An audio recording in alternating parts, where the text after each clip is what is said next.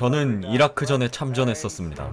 그리고 제가 우크라이나에 또다시 가겠다고 하니 가족들은 큰 충격에 빠졌었죠. 가족들에게는 많이 미안한 이야기지만 여기 사람들은 저를 필요로 합니다. 우크라이나 전쟁이 한창인 지금 많은 사람들이 우크라이나를 지원하기 위해 떠나는데요. 수십 개국의 자원병으로 구성된 우크라이나 국제군단은 대체 어떤 이들일까요?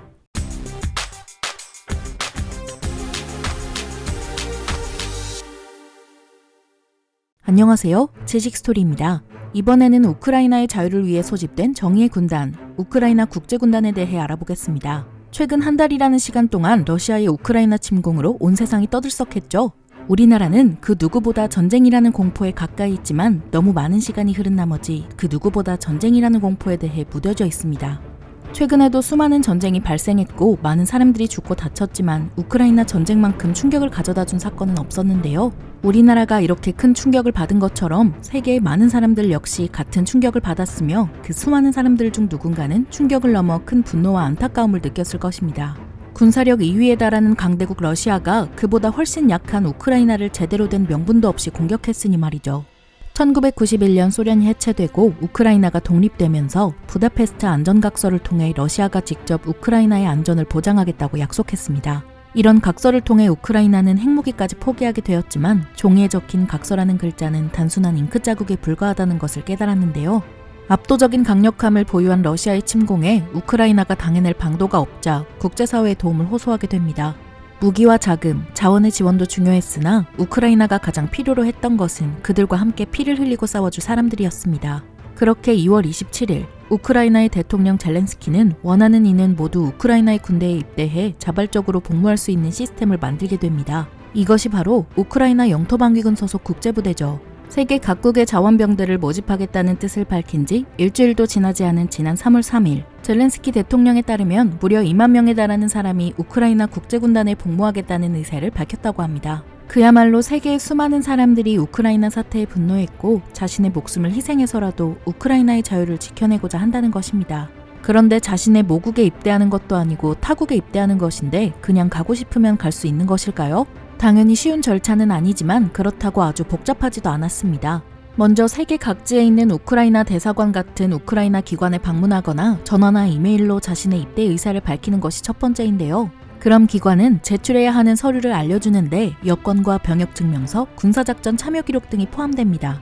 이 서류를 준비해 다시 기관에 방문하면 나는 자발적으로 우크라이나 군대에 입대한다 라는 내용이 담긴 지원서를 작성하고 서명합니다. 그리고 잠시 기다리면 다시 연락이 와서 우크라이나로 오는 방법과 일정, 지참해야 하는 물품과 장비의 목록을 알려줍니다. 당연히 군복과 헬멧, 방탄조끼와 같은 개인 장구류는 개인이 직접 지참해야 하죠. 그럼 군인이 아니면 힘들지 않나? 라고 물을 수 있는데 군사교육을 아예 받지 않은 민간인은 지원할 수는 없지만 경찰과 같이 법 집행기관의 훈련 과정을 이수한 사람이라면 지원 가능합니다. 이렇게 모든 물건과 서류를 지참해서 우크라이나 접경 국가로 알아서 이동해야 하고 이후 우크라이나 국경으로 가 국경 수비대를 만난다면 그들이 인솔해 부대를 분류해주죠. 이 과정을 마치면 비로소 우크라이나 국제군단의 일원이 되는 것입니다. 당연히 국제군단에 정식으로 입대를 한 것이기에 월급도 받을 수 있는데요. 하지만 급여는 한화 28만 원 수준으로 매우 적은 수준입니다. 우리가 느끼기엔 굉장히 적은 돈이지만 우크라이나에선 월 최저임금 수준이긴 합니다. 우크라이나 내부에서만큼은 최대한 보장하려고 노력하고 있다는 것이죠. 물론 전투 중 혁혁한 공을 세워 전세에 큰 도움이 된 사람들은 월마다 410만 원의 보너스를 주기도 한다는데 이 지원군들이 돈 벌자고 입대를 결정한 것은 아니니 그리 중요한 문제는 아닙니다.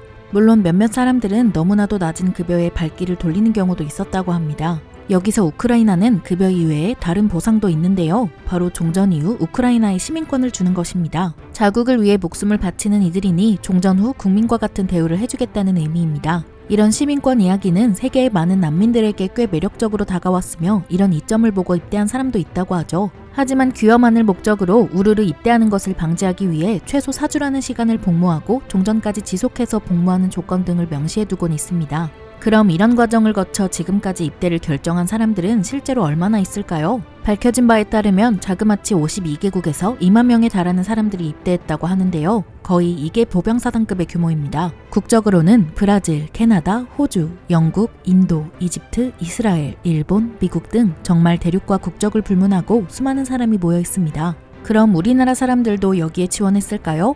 얼마 전 이슈가 되었던 이근대위도 우크라이나 국제군단에 들어가겠다며 출국한 것으로 밝혀졌고 해병대 소속 현역 군인 또한 우크라이나 전쟁에 참전하겠다고 출국길에 올랐습니다. 이런 상황에 많은 갑론을박이 이어지고 있는데 우리나라의 현행법에서는 개인이 사적으로 전투에 참여하는 행위는 명백한 불법으로 간주하고 있습니다. 따라서 여행 금지 국가에 무단으로 입국한 죄와 더불어 처벌을 받을 수 있는 사항이죠. 이런 법적 조항이 있는 이유는 우리나라의 공식적인 입장과 다른 개인의 행동으로 외교적 문제를 불러올 가능성이 있기 때문인데요. 심지어 해병대의 현역 군인은 현재 군인 신분으로 참전하는 것이기 때문에 좀 더 민감한 사안이 될 수도 있습니다. 그렇게 해병대 현역 군인의 경우 우리나라가 우크라이나 외교부에 협조 공문을 보내 참전을 거부시킨 것으로 알려졌죠.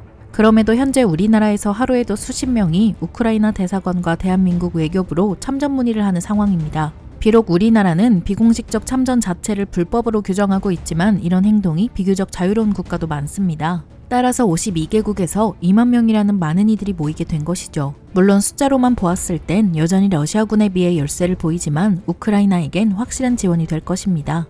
현재 시가전이 주로 이루어지고 있는 데다 대부분 방어전이다 보니 2만 명이라는 숫자는 러시아가 결코 무시할 수 있는 숫자가 아닙니다.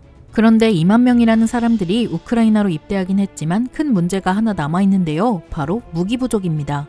원래부터 군대의 규모가 큰 상황도 아니었으며 우크라이나에서도 많은 이들이 징집되어 싸우고 있다 보니 자국 군인이 사용할 무기도 부족합니다.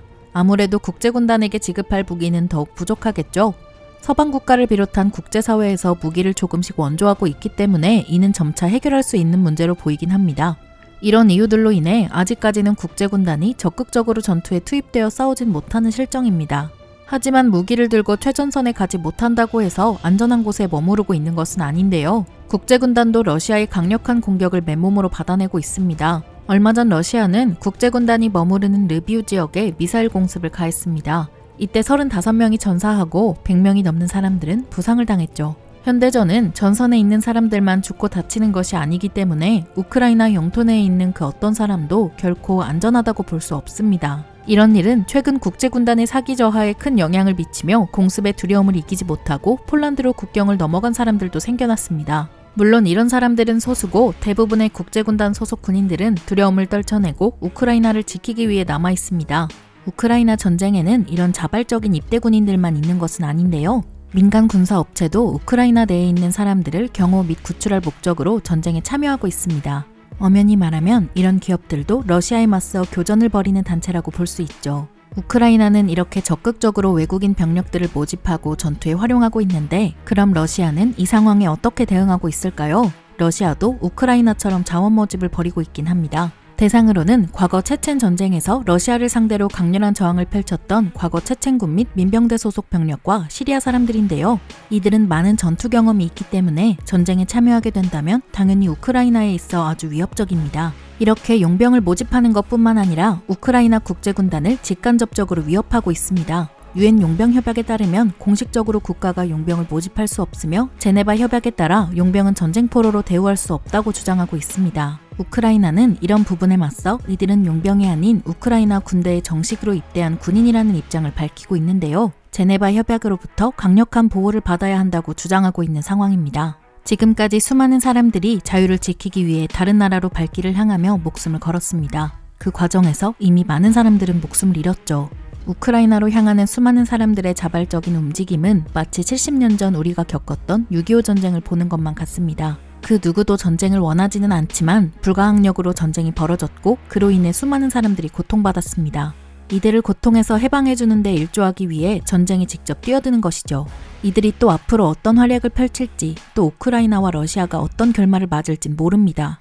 다만 전쟁이 얼마나 끔찍한 일인지 평화가 우리 삶에 얼마나 소중한 가치인지를 전 세계가 통감하고 있는 상황입니다. 부디 우크라이나로 넘어간 우리나라 국민이 다치지 않고 조심히 돌아오길 바라며 이 사태가 평화적인 방향으로 마무리되길 희망합니다. 이렇게 우크라이나로 모인 2만 명의 병사들, 우크라이나 국제군단에 대해 알아보았는데요. 영상이 유익하셨다면 구독과 좋아요 부탁드립니다. 감사합니다. 지식스토리였습니다.